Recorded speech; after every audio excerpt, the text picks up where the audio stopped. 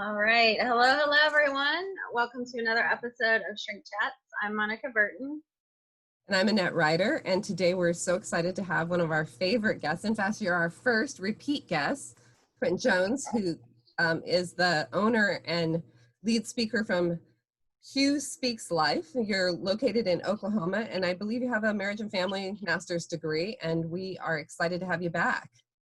Thank you. Thank you. I really appreciate it. Enjoyed being with y'all last time and definitely going to enjoy this time as well.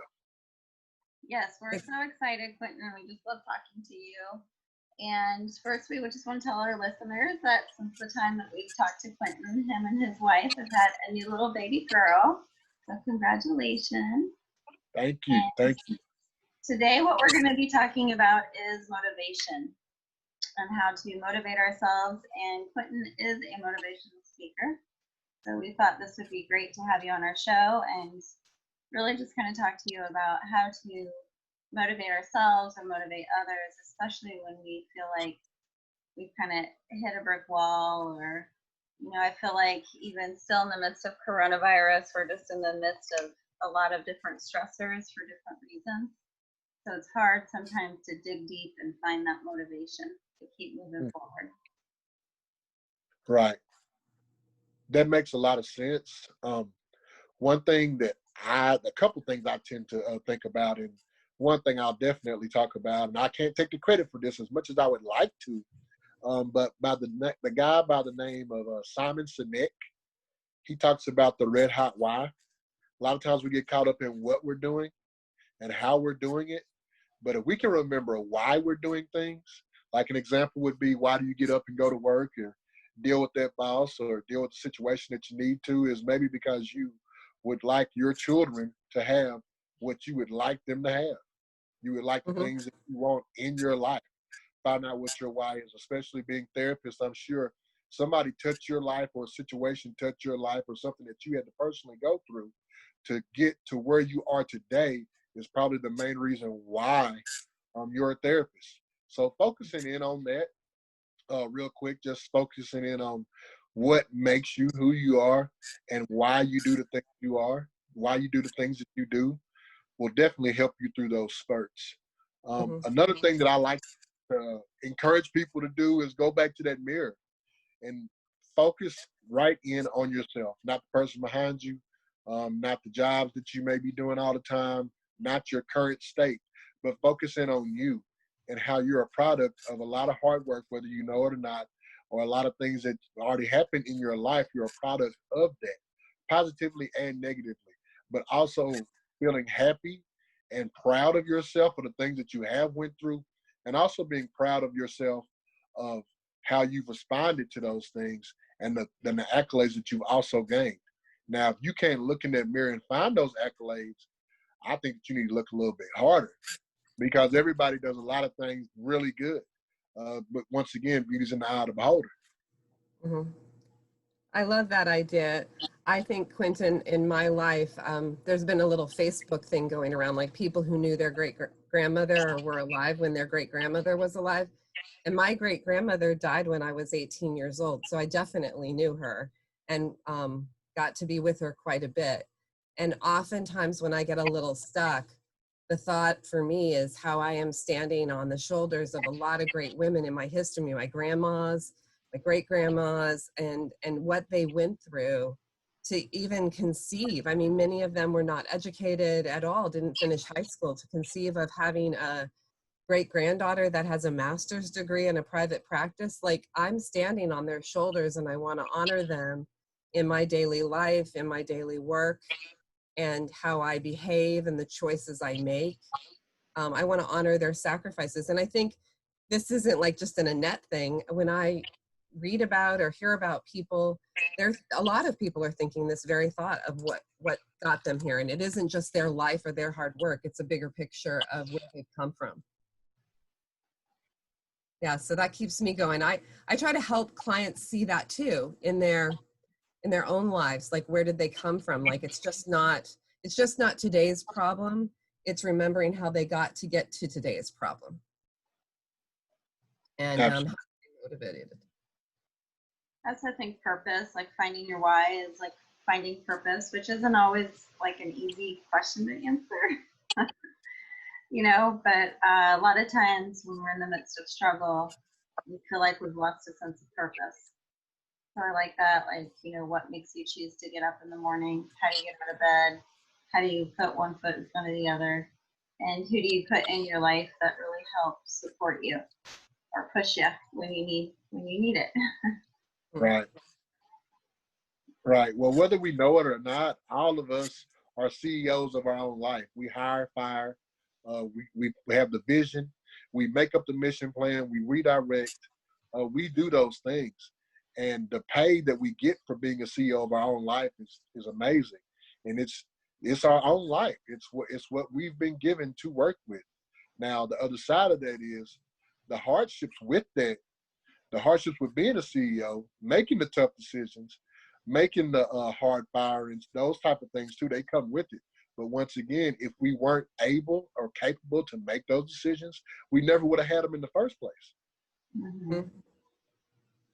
Yeah, that's a great perspective.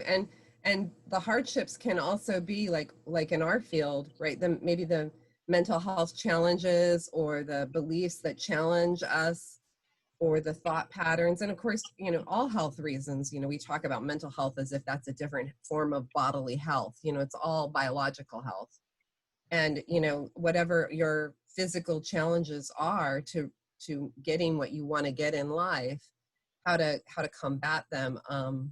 Glennon Doyle, she put a little piece out on Facebook a few weeks ago about how she wrote down when she was in her good space, a little notation to when she's in her bad space, because when she's in her bad space, she can't even conceptualize the good life she has. So she kind of wrote a little note about the whys to help remind her. And oftentimes when my clients come into session and they're having a great day, they're like, I almost felt like I didn't need to come see you today.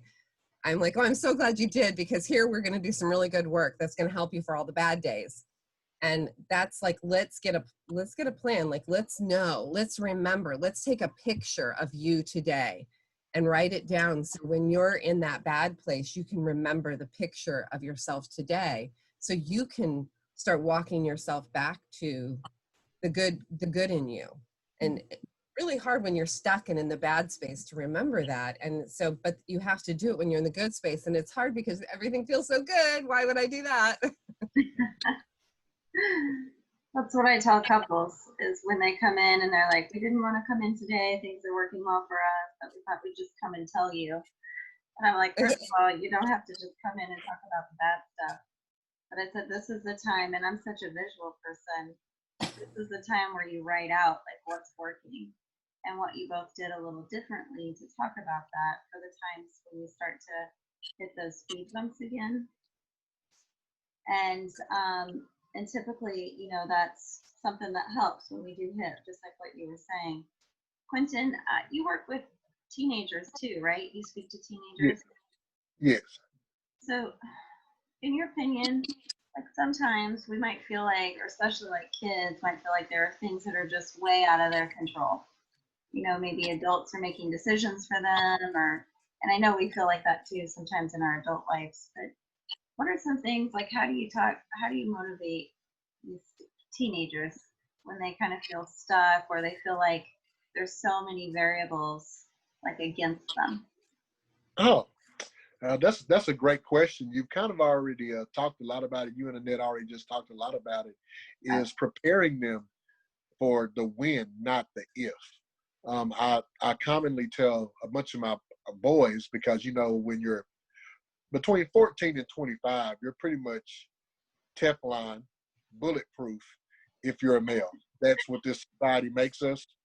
Right. I will admit to it. I've been in that same space, that same type of idea. But what I like to remind them of is that a bulletproof vest still shows the marks of where bullets were shot at. Like we're still vulnerable to the things that come to us. Now, with those variables that you're talking about, once again, finding a space for them and knowing that it's going to come, but knowing that you're more than a conqueror, and the things in front of you are right now in front of you. But as you walk and progress through your life, you'll get them behind you and also within you, to where when you need to be 36, 35 and go talk to another kid about what's going on, you'll be able to do that. With my ladies, a lot more sometimes in this society, and I don't like to really break it down sexually like that, but I just see so many trends in our society about how they paint the way males should go about things and how they paint the way women should go about things. And the females usually have a feeling of they're never enough. They can never do enough to reach a certain point. And I like to remind them at all times, no matter what happens, no matter how many likes you get, no matter how many people don't tell you you're pretty or do tell you you're pretty, no matter how much prejudice that you're going through, you're always going to be enough. And you're always going to make those decisions as a CEO for yourself. And make sure you drive to what you want at all times. You're precious. You're amazing. You're wonderfully made in an image to do whatever you need to do. So when those variables come at them, a lot of high school drama can happen. Some things we're really dealing with right now is the vaping being a situation or issue, and really getting to the root cause of why that's happening and why they're not having the safety with them. Cutting was a trend a couple of years ago. And that's all things that we end up talking about in my presentations, just because it's from a holistic perspective of these variables that's coming at you.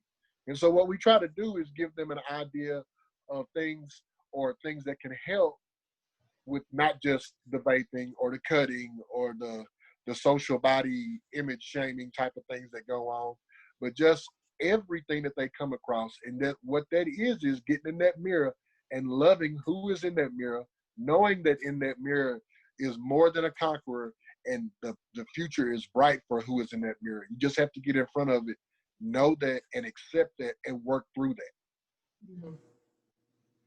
I actually appreciate that you're taking the grouping of gender, because I think it is important because of what we see societally, that, you know, kind of young men, because of this Teflon proof, act out on society, and young women tend to act in on themselves. We know this. There's lots of statistics behind this and research on this.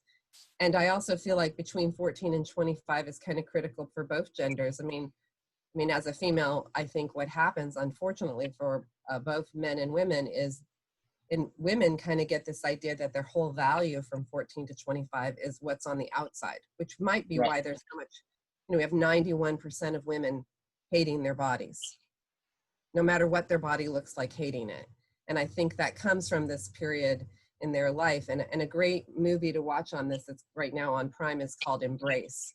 And it's about a woman trying to come to terms with her image. She had 3 kids, and then she figured out how to get her body back to this younger looking body by doing bodybuilding. And then she really had to question, like, is this even a good thing that we keep wanting women to look like young girls? And she directed this kind of documentary called Embrace, and it's about how to love the body you have and stop, making this external presentation of yourself so darn important.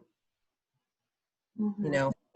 There's tons of Reviving Ophelia just came back out of 25 year anniversary of that, groundbreaking book that was out back in the 70s, I believe.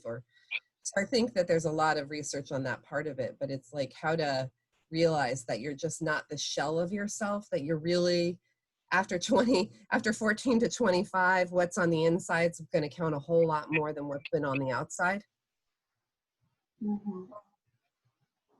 Like what you're talking about at 36, you start to realize what you do, what you say, who you are is going to be what pays the ticket. Mm-hmm. Right.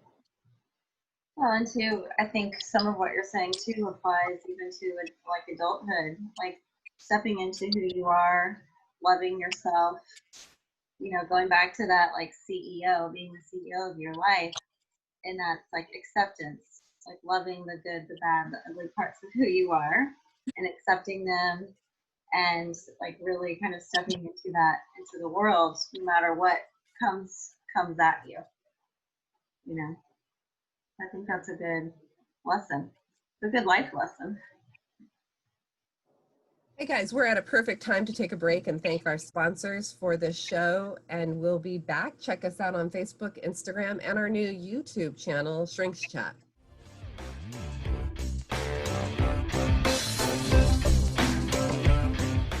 Lakeview Health is a leading residential addiction treatment center in Jacksonville, Florida, and a proud sponsor of Shrinks Chat. We are a medically supervised facility specializing in gender-responsive treatment and co-occurring mental health disorders. We empower profound recovery every day. So call us at 813-703-8418 or visit lakeviewhealth.com. Shrinks Chat is proudly sponsored by St. Petersburg Therapy, providing counseling for individuals, couples, and groups for over 20 years. Now offering the convenience of telemed, online meeting for your health and safety. For more information, visit online at stpetersburgtherapy.com. Monica Burton is a licensed marriage and family therapist based in St. Petersburg, Florida, with over 17 years of experience. Monica offers individual, family, and couples therapy, and during this time of COVID-19 is offering teletherapy. Monica invites you to check out her YouTube channel, where she offers great tips and advice on relationships, parenting, family health, resolving conflict, and coping with stress. Go to YouTube to find Monica Burton LMFT. There are new segments every Thursday. Or check out Monica's website at monicaburtonlmft.com. What if you could train your brain to think healthier thoughts? Cope Notes uses daily text messages to help you do exactly that. All you need is a cell phone and a brain. To learn more and try it for yourself, visit www.copenotes.com. Welcome back. Hello, hello. Welcome back to Shrinks Chat. And we are so excited to have Quinton Jones continuing to join us here and talk about motivating yourself during tough times and different stages of your life that you have to motivate yourself in. We were just hitting on some great topics. I love the way you put it, CEO of your life. That's exciting to me. I'm going to steal that from you and keep using it. You also reminded me, she's an older therapist. Years ago, Pia Medley wrote a book, and one of the most vivid portraits she pointed out in that book was about like the popcorn trail and how you want to leave a popcorn trail for yourself to get back on track, you know, and I took that and was like, when things derail, when you're on a train and it goes off the tracks, you want to be able to quickly look for the popcorn trail, like, get up on time, make your bed, breathe, exercise, eat right. Like these are some of my popcorn trails that help me get back on track when the train's off the tracks, you know. And I thought of that kind of a little bit in the Brady Bunch, how Marsha Brady like kept looking for the trails to get back when she was trying to be in the Boy Scouts and be a girl that got accepted in the Boy Scout, which was so crazily was a crazy concept that a girl would want to be in the Boy Scouts in 1970, whatever it was, 3. But nonetheless, I think of that popcorn trail a lot, and I try to help my clients and myself build a decent popcorn trail so that when it's a mess, I can figure out, because it will be a mess, not if, when will it be a mess again, right? Like you said, how do I get back to some of the principles that guide me? Quinton, do you have like a set of, or like a list of what you say to groups when you speak to them? Like, you know, finding your why, identifying like that you're the CEO. Do you have like a set of steps?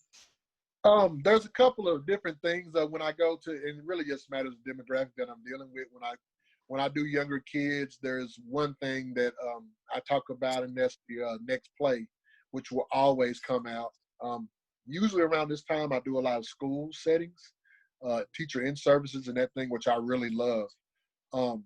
And we also, with them, we talk a lot about how you're a key part to the project, no matter what happens. Like this is a group project, and you are a key part to it at all times.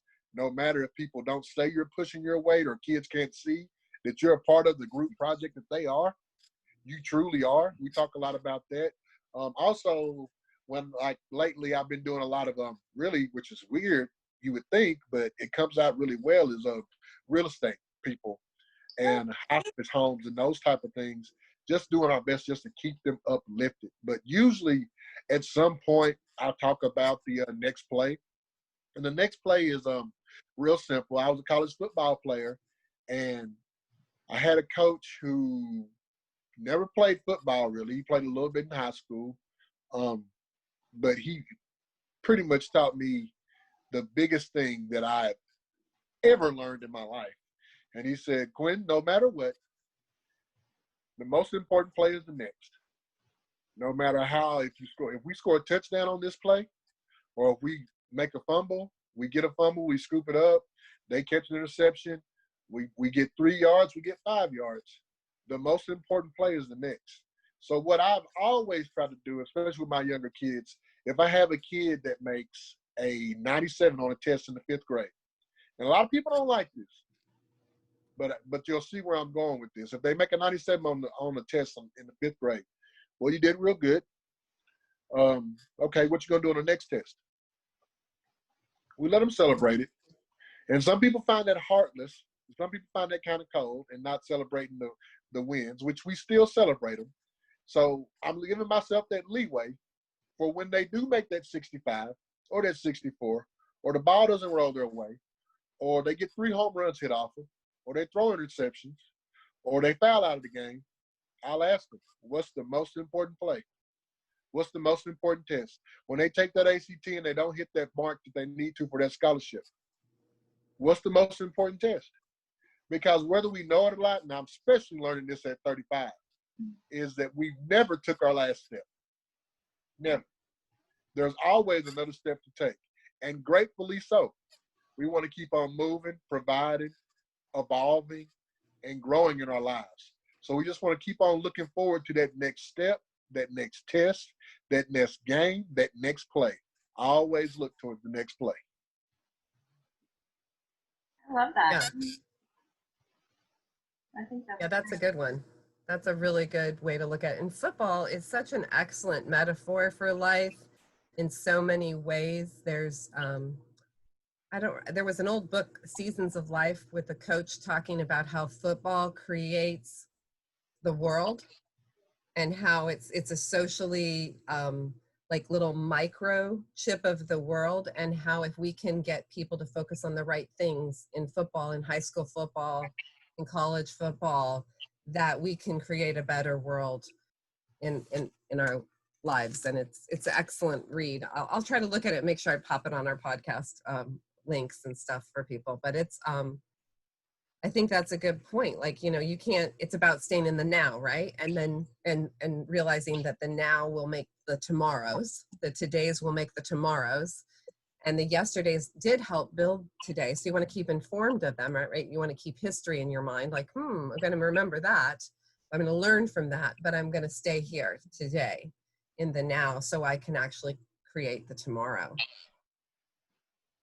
But I'm super curious about stuff that you talk about with kids, and I'm wondering, like, parents are probably right now listening to this going, how am I going to get my kid to wear their mask to school all day? Like, how do I keep their masks on them? Like, I'm not a young kid parent anymore, but that's all I'm hearing about in my office these days. So mine's almost 21 now. So I don't, whatever. I'm out of control if she's wearing her mask or not, but I guess I'm just wondering, are you noticing any unique things during the pandemic with motivating parents and kids and back to school stuff? Yes, and the people that I've reached out with and I've talked to, the number one thing we're doing with that is modeling. We're showing the kid where they're headed, right? Every kid wants to grow up. Every kid wants to be an adult. Well, guess what adults are doing right now? They're wearing masks. Well, the other side of it is the political parts of what's going on in our lives right now, that everybody isn't wearing a mask. And what we have to do is, at that point, it opens up a grave opportunity to have a conversation that we may or may not be ready for with that 3rd or 4th or 5th grade. The conversation of, well, son, daughter, baby, I know you see some adults not wearing that mask, but here from what we're doing, this is what we provide, and you're the most important thing in my life. You're so important to me that I'm going to wear my mask to make sure I can take care of you. And that's what adults do. Adults get to some points in their life where they're doing everything they possibly can to make their younger children under them happier or safer or safe or healthier. So what I'm asking you to do is to help me help you and help you be an adult. And when you frame it in that type of motivating sense, this is not oh, I have to. No, these are steps towards me growing. And when kids get a chance to hear it like that, there's an extra little motivation. Now, how long does it stay? Of course, people talk about how comfortable they are, and then that is a good excuse for a kid. But we want to keep on having them focus in on those type of things of how to grow, how to evolve into adulthood. And this is clearly a step in that. Right. I think what you're talking about is how to talk about tough truths. And the tough truth, the core tough truth there for me, as you say it, is free will. Like, I think sometimes we have to start, maybe even as young as 3rd grade, maybe even younger, talking about that, we have the gift of free will as human beings. And because of that gift of free will, some people will become adults we won't like. Some people will become adults that are bad people. That's why we have prisons, right? They'll make bad choices. So although you look towards adults in your life and you want to help kids respect them, the truth is not all adults are worth being respected. Some of them are doing very disrespectable things. And so it is a bit about learning to discern free will. Like what are the good adults doing? Who do I want to admire? Who do I want to look towards, right? And it's easy for kids to want to look towards their parents because their parents are sometimes good. But honestly, as therapists, we all know not all parents are good, right? We wish they were, but not all are. So, those are, again, the tough truths and the concept of free will and how your choice in free will define who you are more than anything else you'll do, right? What you'll do when no one is looking will define who you are everywhere. Right. And that's what we're really trying to build up in young people, is that spirit and that core of themselves. So I love the way that you're putting it there, that we're modeling, and how to look towards the models of adults, right? And I look towards the models of mentors and adults I admire, and then I try to kind of turn a blind eye to people who are just doing things that seem crazy to me. Nah, that's ridiculous. I'm not going to do that. Mm-hmm. Annette, you're doing a great job of talking about really the mirror, Right. focusing on the mirror. Right. Mm-hmm. And it's a good way of seeing it. Mm-hmm. Yeah. Yeah, I like that notion of like tough truths. Even with looking back on like, what's the next play? Yeah. And the importance of that, like in the moment, like the tough truth of, maybe you threw the interception. What's the next play? You can stay stuck in being upset and beat yourself up, or like look at where you're going to go next. Like what's the next step that can help you, or even, to your point, that you guys are making, it's not every adult in your life or not every person in your life is maybe someone that you want to look at, but you're still looking at them and learning. And it doesn't mean that you have to follow along. It means you're learning, maybe what some of your own boundaries are, or what's going to be okay and what isn't okay. But you do have to look at the tough truths and sometimes dive into them before you and learn from them. Yeah. A little mud on your face is a good way to learn. Mm-hmm. And great way to remember. Even better. Right. Yeah. I just think some of the darkest times in my life, now that I'm older, and when I say dark, I mean, of course I've had my dark moments, but as a child, since we're talking about young people right now, have just been some of the most informed times of my life, where I learned the most about who Annette was going to be, and what her choices were going to be. And why would we ever dream of sparing our young children of these tough experiences, right? Thank I mean, you. yet parents are trying to. So I'm going to tell a weird little story of I'm in 8th grade, and I'm in an English class, and my English teacher is drinking alcohol in class in a public school system. And I figure it out, but I don't figure it out because I probably was a therapist and had intuition anyways, but I figured out, and like an idiot 8th grader, I pointed out to the whole class during class, because she's criticizing something I did on an English paper to the whole class, and she's wrong. But part of the reason she's wrong is because she's under the influence of alcohol, and she sends me to the office. At which point, I of course tell them, like, she's drinking alcohol, check out that thermos, it isn't coffee, because I can smell it. And that doesn't go over big. And as you can imagine, they don't really support a kid talking about these things as we'd like them to do. And I'm laughing about this now, and probably if parents are hearing this story, they'd just be like, oh, I never want that to happen to my kid. And honestly, there is no part of the story I would change. Not a single part would I change, because I learned so much about myself, and it was painful, but it was a good lesson. And I went on to high school, and because of her, and because she got so mad at me, and because of what happened, and she wasn't teaching the next year, she did get removed from her job. I don't know if she ever got help. I hope she did. I mean, she was older at that point, so she's well passed on now. But she put me in a lower English, and there wasn't AP or IB or any of that stuff, but I certainly was an honors kid English class.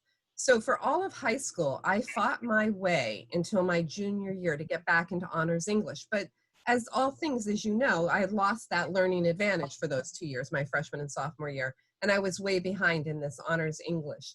But I was so stimulated and so excited by it, and so like happy to finally be back with bright people and a bright class. And anyways, I only got a C in that honors English, but for me, it was an A, because I finally got to like really, and that teacher couldn't remember me for anything. Like, I was nobody to her, because I was just one of her C students, and I'm sure she just thought, oh, this kid, how did she ever get into this class? Long story short, I'm at my 10-year reunion, and that teacher, that high school teacher, was there. And I came back and sat with her for probably an hour and discussed what I learned from many of the papers that I wrote there, how she turned me into a better writer, how I learned, she taught me 3 years of English in 1 year. And even though I was only a C, I got an A in the next honors and went on to, do some okay things. Like, I think I'm well accomplished. And she's like, you have made me rethink about how I look at all my students now. You're right, I don't remember you, and I have no idea who you are. And you were probably the C student in the back of the room, and you were probably the one student who got the most out of my class. Like, the things I remembered from her class, the stories she told, were still so vivid, and they still are so vivid. So, I don't know, a bad experience, good stuff, tough truths, right? Really help you get places. So that was a time when parents would never have stepped in. I can't imagine my mom going to the school and complaining about which class I was in. That was never going to happen. Well, I think it's, just, to your point, Annette, our greatest obstacles also not only like create who we are. And I think when we're stuck in not so great places, it's good to know that the people that we're looking up to, like, they are human and they experience obstacles or struggles as well. And through these like different courses, like when you hit those speed bumps or obstacles, like what you learn in that moment about who you are and your perspective, like how you tell the story is not how your teacher is ever going to tell the story. Right. So Quinton, when you talk to kids or adults, I'm sure you talk about like embracing the obstacles, as well as like paying attention to the story that you're creating, and like that's what you're holding on to. And it doesn't have to be anybody else's story, but it makes you who you are. Absolutely. And that was just a perfect example of it, the way she spoke about it earlier. I wish I could record it. I'd show it in some of my school workshops about how important our teachers are. Shout out to the teachers. But I try to tell people a lot of times is that hurdle that you jumped over or you fell over or whatever you did, that hurdle that you got over some type of way that's in your past is now a trophy. When you turn around and look back at it, that's a trophy. And we naturally do this. You're talking to somebody and they say, I worked at that plant for 15 years, 8 to 5. Have you ever had that? Like a lot of times with ladies after they have a baby, oh, I had it 9 months. It was 24 hours in the delivery. It was 40-hour delivery, that type of thing. And the way we say it in a way, and sometimes kind of, oh, this is conflict, this was this. But in the back of our mind subconsciously, it's reminding us that, hey, we did that. We done that. And everybody that has those negative thoughts, those things that tend to hold you back when you're lowest points, you have to understand that after you jump a hurdle, it becomes a trophy. It becomes an accolade. So then when we look in that mirror, when we have those conversations with ourselves, when we have those low moments, just know that what we're doing is we're building another trophy in our trophy case. And when we see them as that, when that happens, all we're doing is building accolades. We can't lose. We can't lose. Right. Mm-hmm. Yeah. I absolutely love that, Quinton. Our hurdles become our trophies. That's right. That's wonderful. Yeah. That's so great. So I'm going to quote you. Uh-huh. Do that. That's your next book title. Yeah. My God, that's amazing. You know, I think while this is resonating, I'm not going to tell the whole story, but when I was a freshman in high school, I did track and I did hurdles.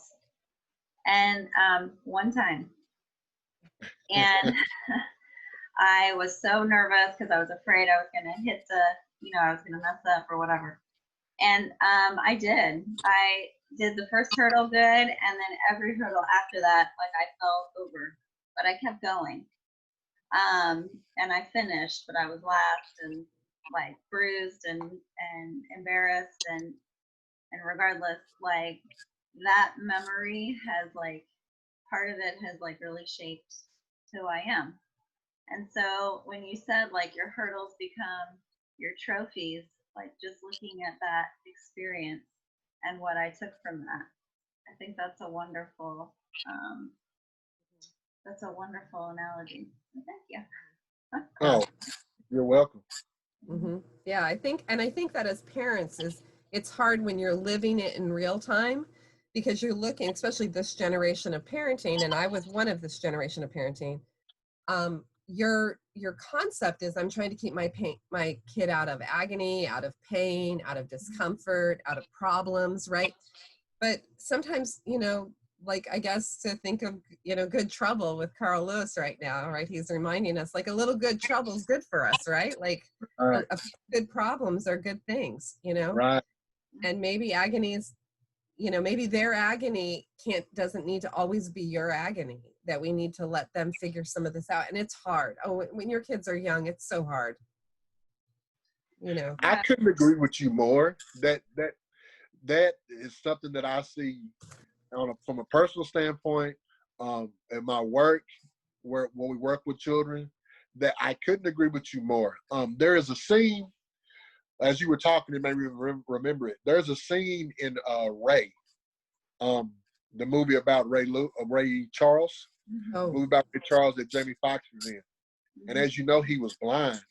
And there's a scene, I wish I could clip it, and I maybe we can find it on YouTube and add it to the references here for the podcast. But there's a part where he's blind and he falls down, and his mama's in the room, and he's crying for her, and he's lost, he's blind, he can't see, and she's absolutely still and quiet.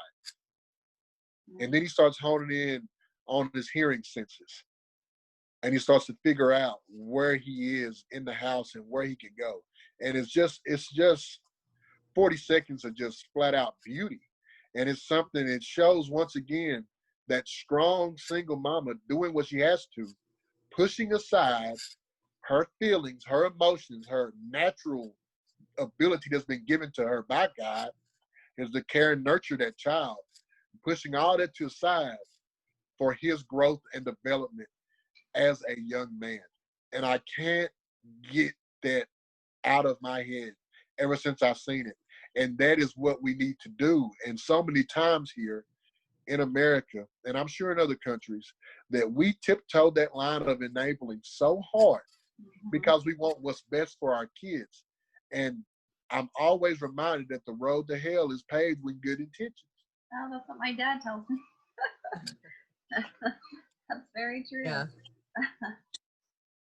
I had forgotten about that scene. I'm so glad you recounted it. I remember seeing that scene. It's still imprinted on my head too, and thinking, what an amazing work of parenting. Like, I couldn't believe how intuitively perceptive she was to realize that him feeling alone and isolated and incapable and stuck and needy was something that she shouldn't rush to, because she knew she was there. So she knew she could solve and keep him safe, but she let him struggle and let him think she wasn't there.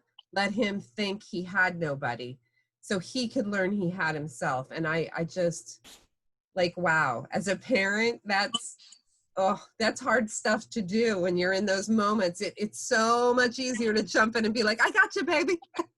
Right. Let me get your hand. Let me get you up. I got you, sugar. Right. Well, I do think, I absolutely think it's hard to make that decision as a parent. I mean, as a mom of two boys, there are those moments. And I think that, when we allow our kids to fail or struggle and figure it out on their own, what we're also saying to them is, we believe in you, and we know that you're capable, and we know that you can do it. Absolutely. And, I think that's the underlying message that parents don't get sometimes when you do it for them. It's like, when you do it for them, what you're really saying is, I don't have the time and I don't think you can do it, so I'm just going to do it for you. Mm-hmm. And so it's like we're cutting our kids, legs off. And so remember that too. It's important to remember as a parent. And the other piece that I don't want us to miss either is, at some point, that child, Ray, the kid, actually stood up and did what he needed to do. He quit crying and he got up.